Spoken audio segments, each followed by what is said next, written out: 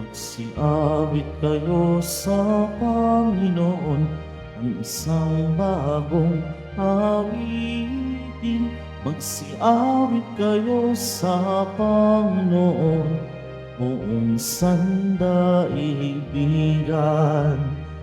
Awitan ang Panginoon at purihin ang Kanyang ngalan. Ipahayag ang Kanyang pagliligtas sa lahat ng panahon. Siawit kayo sa Panginoon ng isang bagong awitin. Magsiawit kayo sa Panginoon, buong sandaigdigan. Sa ngalan ng Ama at ng Anak at ng Espiritu Santo, Amen. sumainyo ang Panginoon. At sumaiyo rin. Mga kapatid, aminin po natin ang ating mga kasalanan upang tayo'y maging karapat dapat gumanap sa banal na pagdiriwang. Inaamin ko sa makapangyarihang Diyos at sa inyo mga kapatid na lubha akong nagkasala sa isip, sa salita at sa gawa at sa aking pagkukulang. Kaya isinasamo ko sa mahal na Birheng Maria, sa lahat ng mga anghel at mga banal, at sa inyo mga kapatid na ako'y ipanalangin sa Panginoong ating Diyos. Kaawaan tayo ng makapangyarihang Diyos, patawarin tayo sa ating mga kasalanan at patnubayan tayo sa buhay na walang hanggan. Amen. Panginoon, kaawaan mo kami. Panginoon, kaawaan mo kami. Kristo, kaawaan mo kami. Kristo, kaawaan mo kami. Panginoon, kaawaan mo kami. Panginoon, kaawaan mo kami. Manalangin tayo. Ama naming makapangyarihan, maisaloob nawa naming palagian ang mga galing sa Espiritu ng kabanalan upang sa salita at gawa ay aming magampanan ang lahat ng iyong mga kinalulugdan sa pamamagitan ni Jesucristo kasama ng Espiritu Santo magpa sa walang hanggan. Amen. Maupo ang lahat.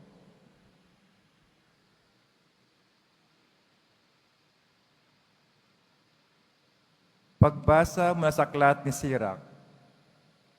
Huwag kang manalig sa iyong kayamanan at huwag mong akalaing dahil sa salapi mo'y hindi mo kailangan ang sinuman.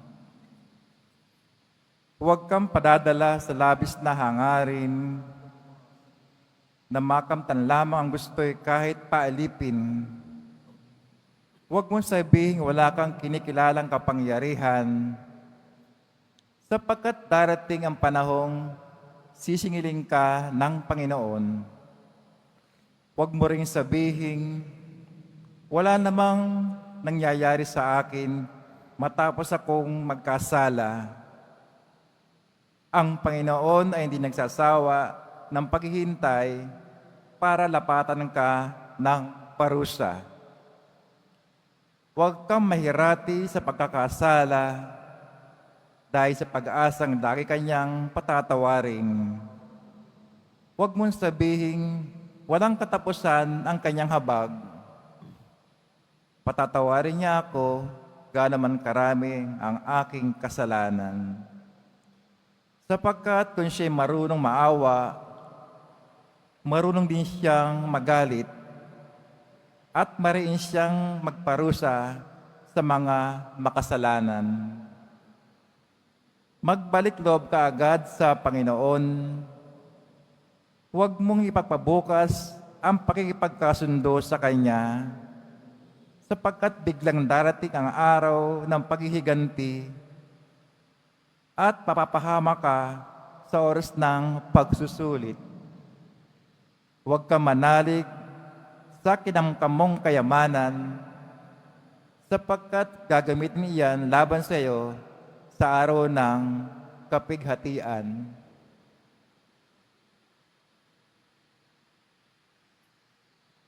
Ang salita ng Diyos. Salamat sa Diyos. Mapalad ang umaasa sa Panginoon tuwina. Mapalad ang umaasa sa Panginoon tuwina. Mapalad ang taong hindi nakakit niyong masasama upang sundan niya ang kanilang payo't maling halimbawa. Hindi sumasama sa sinumang taong lagi adhikay, pagtawanan lamang at makamakin ang Diyos na dakila. Nagagalak siyang laging magsaliksik ng banal na aral. Ang utos ng Panginoon, siyang binubulay sa gabi at araw. Mapalad ang umaasa sa Panginoon tuwina. Ang katulad niya ay punong kahoy sa tabing batisan, sariwan dahot, lagi namumunga sa kapanahunan. At anumang gawin ay nakatitiyak na magtatagumpay. Mapalad ang umaasa sa Panginoon tuwina. Ngunit ibang-iba ang masamang tao, ipa ang kawangis. Siya'y natatangay at naipapadpad kung hangi umihip. Sa taong matuwid ay Panginoon ang siyang nag-iingat, ngunit kailanman ang mga masama ay mapapahamak. Mapalad ang umaasa sa Panginoon tuwina. Magsitayo ang lahat.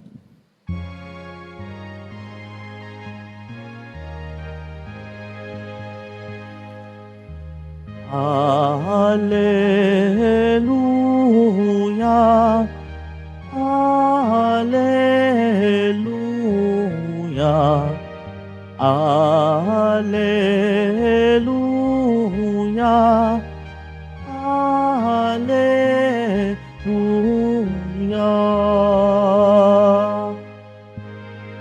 Tanggapin niyo ang salita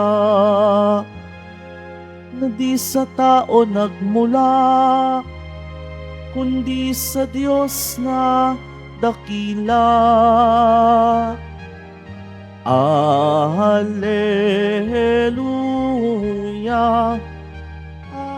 Alleluia, Alleluia, Alleluia.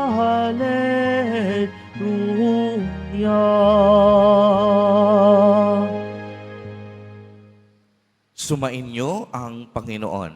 At sumaiyo rin. Ang mabuting balita ng Panginoon ayon kay San Marcos. Papuri sa iyo, Panginoon.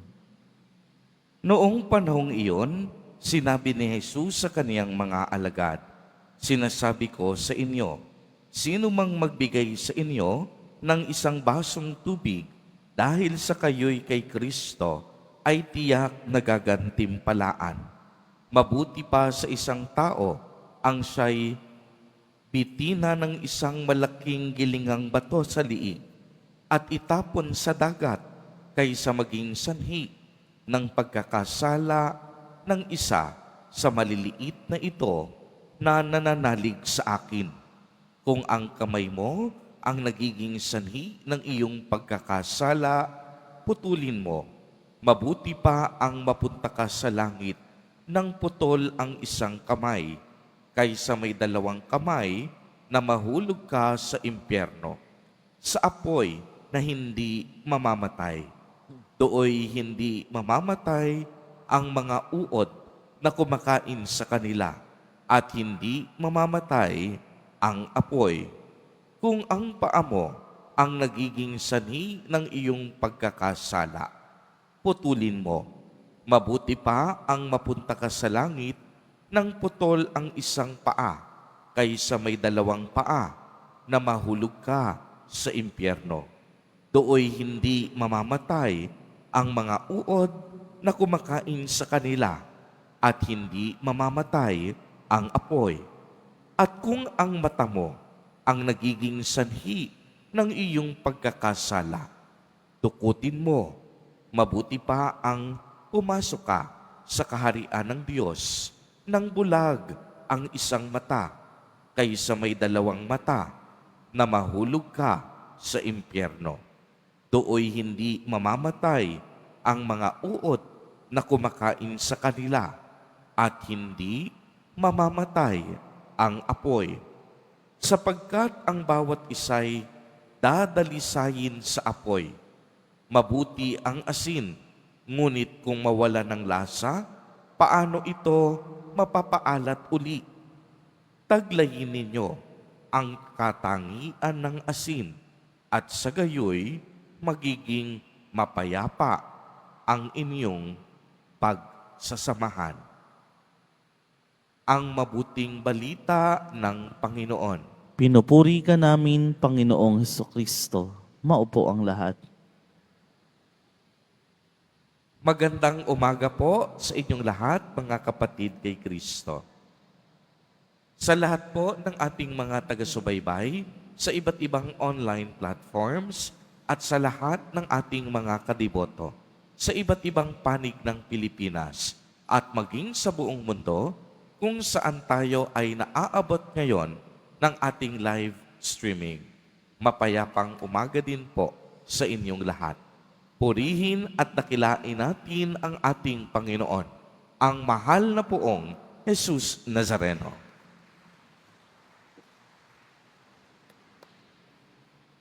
Mga kapatid kay Kristo at mga kadiboto, malugod po namin kayong tinatanggap sa Basilica Minor at Pambansang Dambana ni Jesus Nazareno. Ang tema po sa ating ebanghelyo sa araw na ito ay tungkol sa kabutihan ng puso. Ipinaliwanag ni Jesus Nazareno, sino mang magbigay sa inyo ng isang basong tubig dahil sa kayo'y kay Kristo ay tiyak na gagantimpalaan. Tayo pong mga Kristiyano, dala-dala natin ang pangalang Kristo. Kristiyano, Kristo. Mahalaga pong mapuno ng kabutihan ang ating mga puso. Ang pagiging mabuti ay daan tungo sa tunay na kaligayahan at kapayapaan. Ang taong mabuti ay laging pinagpapala ng Diyos. Uulitin ko po, ang taong taglay ang kabutihan ng puso, lagi yang pinagpapala ng Diyos. Bakit po kailangan tayong maging mabuti? Simple lang ang dahilan, sapagkat ang Diyos natin ay mabuti. Isa sa katangian ng Diyos ay kabutihan. Ang Diyos taglay ang kabutihan sa kaniyang pagiging Diyos. Kaya sa huling bahagi ng Ebanghelyo, idinagdag pa ni Jesus Nazareno, huwag kayong maging dahilan ng pagkakasala ng ibang tao, lalong-lalo na sa mga taong nagsusumikap mamuhay sa kabanalan. Kung ang mata, kamay o paa mo ang nagiging sanhi ng iyong pagkakasala, putulin o ibig sabihin, itigil mo ang paggawa ng masama. Magbigay tayo ng halimbawa. Kung ang bibig mo ang nagiging sanhi ng iyong pagkakasala dahil sa pagpapalaganap ng mga tsismis, maling impormasyon at paninira ng tao, ibig sabihin, itikom mo ang iyong bibig at itigil ang paninirang puri. Itikom mo ang pagsabi mo ng hindi maganda. Kung ang mata mo ang nagiging sanhi ng iyong pagkakasala dahil sa mga hindi magandang panoorin at mga binabasa mo sa internet, itigil mo ang mga gawaing ito sa pamamagitan din ng pagtitimpi ng iyong mga mata. Mga kapatid kay Kristo, kung may mga bagay po sa ating buhay na nagiging hadlang sa ating kabanalan, humingi tayo ng lakas ng loob mula sa Diyos upang talikuran ang mga ito. At wala pong ibang hadlang sa ating paglapit sa Diyos kung hindi ang kasalanan.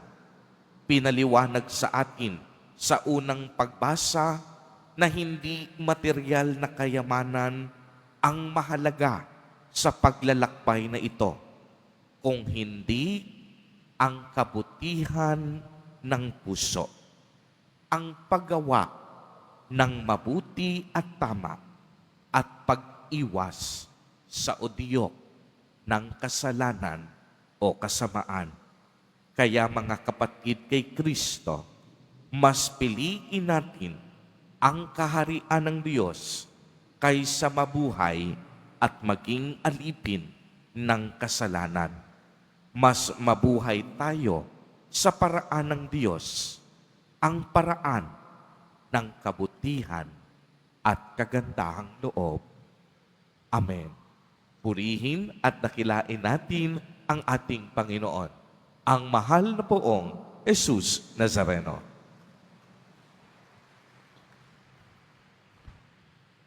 Magsitayo ang lahat.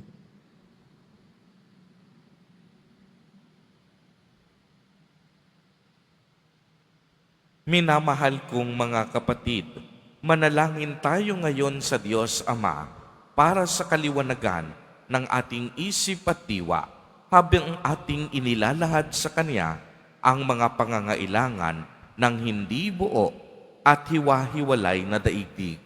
Sa bawat panalangin ang atin pong itutugon, Ama, umaasa kami sa iyo.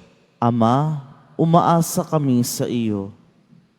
Ang banal na sambayanan ng Diyos, naway manatiling matatag sa pakikibaka laban sa iba't ibang kasamaan, manalangin tayo. Ama, umaasa kami sa iyo. Ang lahat ng mga tao naway patuloy na magsumikap sa pagharap sa mga pagsubok at pagdurusa, manalangin tayo. Ama, umaasa kami sa iyo. Ang ating mga ari-arian, naway huwag nating hayaang umakay sa ating sakawalan, manalangin tayo. Ama, umaasa kami sa iyo. Ang mga may sakit, naway makatagpo ng lakas at kasiyahan mula sa mga nagaruga sa kanila, manalangin tayo. Ama, umaasa kami sa iyo. Ang ating mga mahal na yumao, naway makatagpo na walang hanggang kapahingahan, manalangin tayo. Ama, umaasa kami sa iyo. Sa ilang sandali ng katahimikan, ating ipanalangin ang iba pang mga pangangailangan ng ating pamayanan, gayon din ang mga intensyon na iniaalay sa ating misa sa araw na ito, at isama rin natin ang ating mga pansariling kahilingan.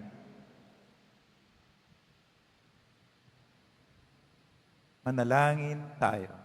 Ama, umaasa kami sa iyo.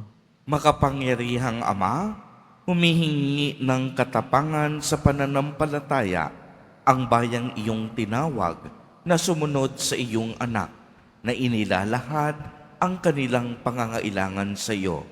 Hiniling namin ito sa pamamagitan ni Kristo na aming Panginoon. Amen. Maupo ang lahat.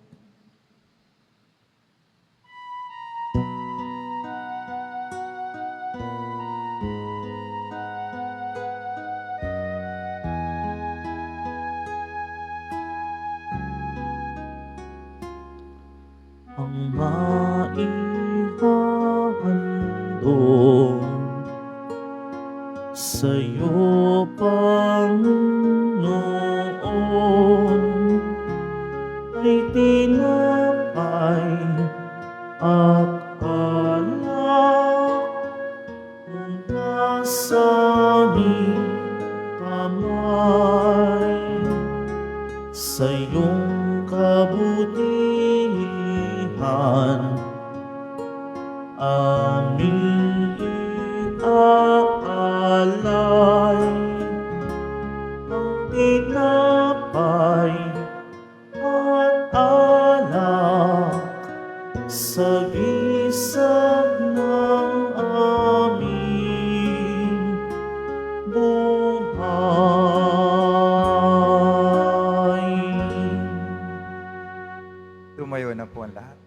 Manalangin kayo mga kapatid upang ang paghahain natin ay kalugdan ng Diyos sa mang makapangyarihan. Tanggapin nawa ng Panginoon itong paghahain sa iyong mga kamay, sa kapuri niya at karangalan, sa ating kapakinabangan at sa buong sambayan niyang banal. Ama naming lumikha, sa pagganap namin ng banal na pagdiriwang, upang ikaw ngayoy aming paglingkuran, hinihiling namin naway mapakinabangan ang aming inihahain sa iyong karangalan sa pamamagitan ni Jesucristo, kasama ng Espiritu Santo, magpa sa walang hanggan. Amen. Sumainyo ang Panginoon. At sumayo rin. Itaas sa Diyos ang inyong puso at diwa. Tinaas na namin sa Panginoon. Pasalamatan natin ang Panginoong ating Diyos. Marapat na siya ay pasalamatan. Ama naming makapangyarihan, tunay ngang marapat na ikaw ay aming pasalamatan. Sa iyong paglingap at kagandahang loob, ang tao'y nilikhamot, pinangasiwa sa sansinukob. Sa hangad mong siya'y iwastong lubos, siya'y pinagdusa mo sa kaniyang pagtalikod. Sa iyong paggiliw, iyong ipinahintulot na makabalik siya sa pamamagitan ni Kristo Jesus. Kaya kaisa ng mga anghel na nagsisiawit ng papuri sa iyo, nang walang humpay sa kalangitan, kami nagbubunyi sa iyong kadakilaan. Santo, Santo, Santo, Panginoon Diyos na mga hukbo, napupuno ang langit at lupa ng kadakilaan mo, o sana sa kaitaasan. Pinagpala na paririto sa ngalan ng Panginoon, o sana sa kaitaasan, magsilod po ang lahat. Ama naming banal, ikaw ang bukal ng tanang kabanalan. Kaya't sa pamamagitan ng iyong Espiritu, ay gawin mo pong banal ang mga kaloob na ito upang para sa amin ay maging katawan at dugo ng aming Panginoong Jesucristo. Bago niya pinagtiis ang kusang loob na maging handog, hinawakan niya ang tinapay, pinasalamatan kaniya, pinagati-hati niya iyon, iniabot sa kaniyang mga alagad at sinabi, "Tanggapin ninyong lahat ito at kanin. Ito ang aking katawan na ihahandog para sa inyo."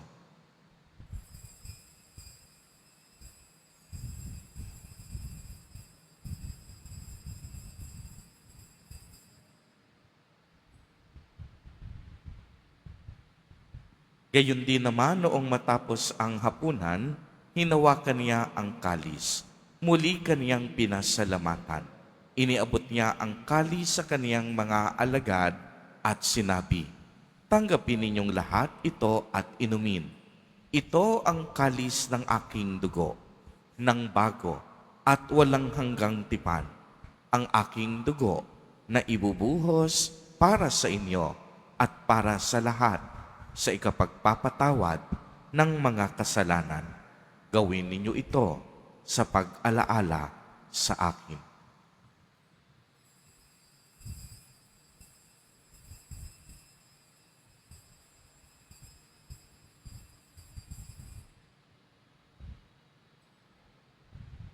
Tumayo na po ang lahat. Ang misteryo ng pananampalataya. Kristo'y namatay, si Kristo'y nabuhay, si Kristo'y babalik sa wakas ng panahon. Ama, ginagawa po namin ngayon ang pag-alaala sa pagkamatay at muling pagkabuhay ng iyong anak. Kaya't iniaalay namin sa iyo ang tinapay na nagbibigay buhay at ang kalis na nagkakaloob ng kaligtasan. Kami po'y nagpapasalamat dahil kami iyong minarapat na tumayo sa harap mo para maglingkod sa iyo. Isinasamo namin na kaming magsasalo-salo sa katawan at dugo ni Kristo ay mabuklod sa pagkakaisa sa pamamagitan ng Espiritu Santo. Ama, lingapin mo ang iyong simbahang laganap sa buong daigdig. Puspusin mo kami sa pag-ibig kaisa ni Francisco na aming Santo Papa at ni Jose na aming Obispo at ng Tanang Kaparian. Alalahanin mo rin ang mga kapatid naming nahimlay nang may pag-asang sila'y muling mabubuhay, gayon din ang lahat ng mga pumanaw. Kaawaan mo po sila at patuloyin sa iyong kaliwanagan. Kaawaan mo at pagindapatin kaming lahat na makasalo sa iyong buhay na walang wakas. Kaisa ng mahal na Birheng Maria na ina ng Diyos, ng kabiyak ng puso niyang si San Jose, kaisa ng mga apostol at ng lahat ng mga banal na namuhay dito sa daigdig ng kalugod-lugod sa iyo, maipagdiwang nawa namin ang pagpupuri sa ikararangal mo sa pamamagitan ng iyong anak na aming Panginoong Hesukristo. Sa pamamagitan ni Kristo, kasama niya at sa Kanya, ang lahat ng parangal at papuri ay sa iyo, Diyos amang makapangyarihan, kasama ng Espiritu Santo, magpa sa walang hanggan. Amen. Sa tagubili ng mga nakagagaling na utos at turo ni Jesus na Panginoon natin na Diyos, ipahayag po natin ng lakas loob. Ama namin, sumasalangit ka. Sambahin ang ngalan mo, mapasa amin ang kaharian mo, sundin ang loob mo dito sa lupa para nang sa langit. Bigyan mo kami ngayon ng aming kakanin sa araw-araw at patawarin mo kami sa aming mga sala para nang pagkapatawad namin sa nagkakasala sa amin at huwag kami pahintul sa tukso at yadya mo kami sa lahat ng masama. Hinihiling namin na kami iadiha sa lahat ng masama, pagkalooban ng kapayapaan araw-araw, iligtas sa kasalanan at ilayo sa lahat ng kapahamakan. Samantalang aming pinananabikan ang dakilang araw ng pagpapahayag ng tagapagligtas namin si Hesukristo. Sapagkat iyo ang kaharian at ang kapangyarihan, ang kapurihan magpakailanman. Amen. Panginoong Hesukristo, sinabi mo sa iyong mga apostol, kapayapaan ang iniiwan ko sa inyo, ang aking kapayapaan ang ibinibigay ko sa inyo. Tunghayan mo ang aming pananampalataya at huwag ang aming mga pagkakasala. Pagkalooban mo kami ng kapayapaan at pagkakaisa ayon sa iyong kalooban, kasama ng Espiritu Santo, magpa sa walang hanggan. Amen. Ang kapayapaan ng Panginoon ay laging sumainyo. At sumayo rin. Magbigayan po tayo ng kapayapaan sa isa't isa. Kordero ng Diyos na nagalis ng mga kasalanan ng sanlibutan, maawa ka sa amin. Kordero ng Diyos na nagalis ng mga kasalanan ng sanlibutan, maawa ka sa amin. Kordero ng Diyos na nagalis ng mga kasalanan ng sanlibutan, ipagkalubos sa amin ang kapayapaan. Magsilod po ang lahat.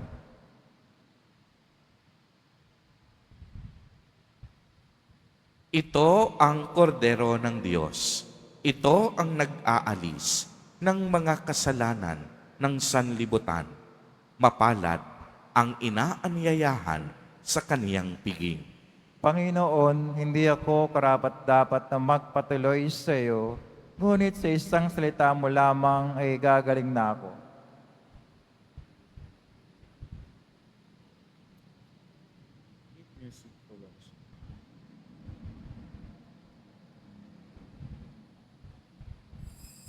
Para sa lahat ng tatanggap ng banal na komunyon, sasagot po tayo ng Amen. Pagkasabi ng pare o lay minister ng katawan ng Kristo at isubog at si bibig bago umalis sa panampari o lay minister. Sumunod po tayo.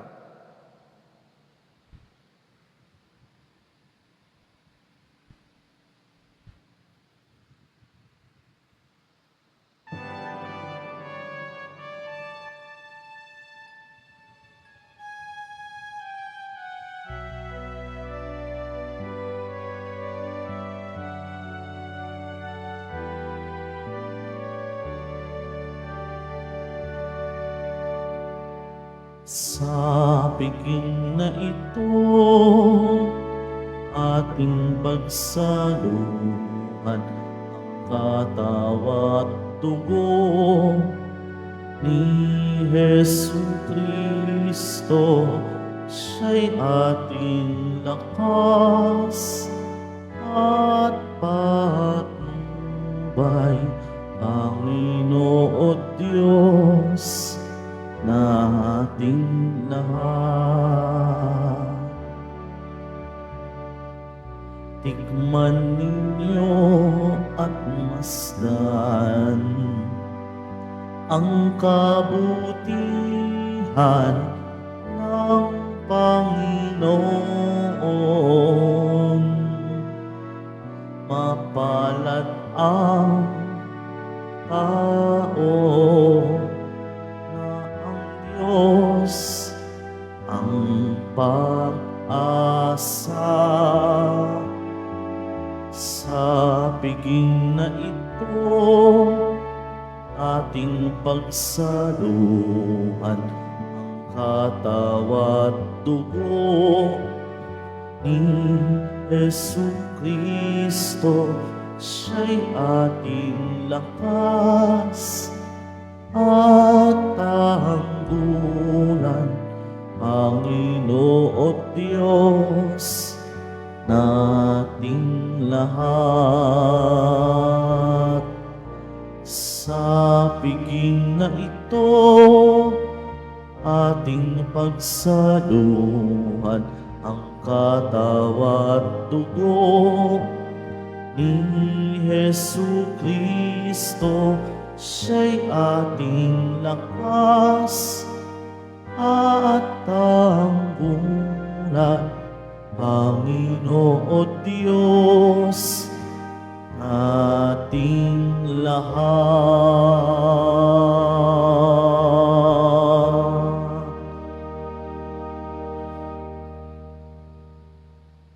Pagkatapos ng misa, wiwisikan po ang lahat ng banal na tubig. Pinakikiusapan ng lahat na manatili lamang muna sa inyong mga lugar. Tanging sa Quezon Boulevard o sa plaza, sa naman lamang ang labasan ng lahat. Sumunod po tayo. Maraming salamat po sa inyong pagdalaw at pagsisimba sa Basilica Menor at Pambansang Dambana ni Jesus Nazareno.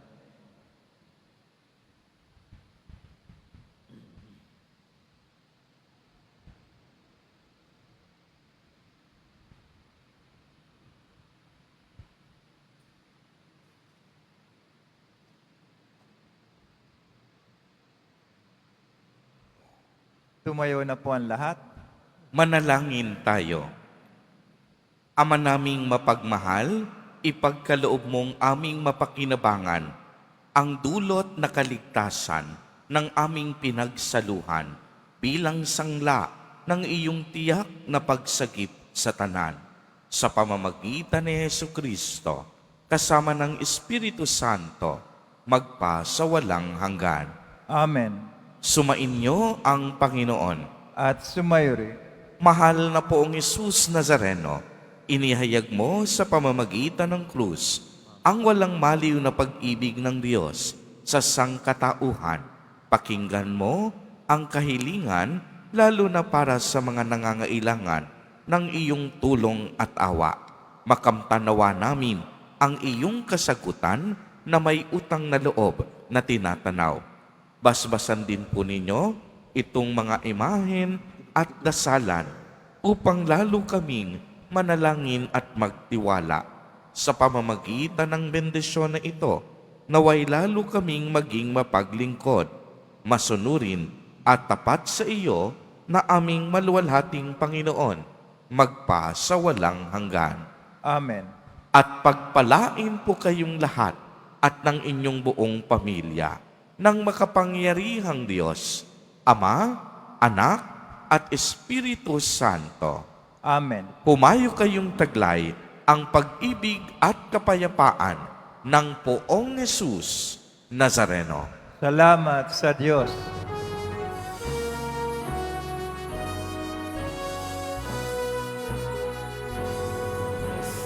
Padre Jesus Nazareno, sinasamba ka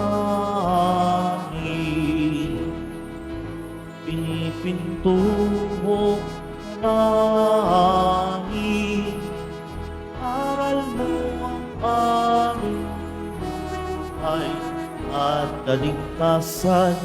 Nuestro Padre Jesus Nazareno, iligtas mo kami sa kasalanan. Ang krus mong pinamatayan ay sagisag ng aming kaligtasan. Nuestro Padre Jesus Nazareno, inahangal ka namin. Nuestro Padre Jesus Nazareno, niluwalhati ka namin. Nuestro Padre Jesus Nazareno, dinarangal ka namin. Nuestro Padre Jesus Nazareno, niluwalhati ka namin.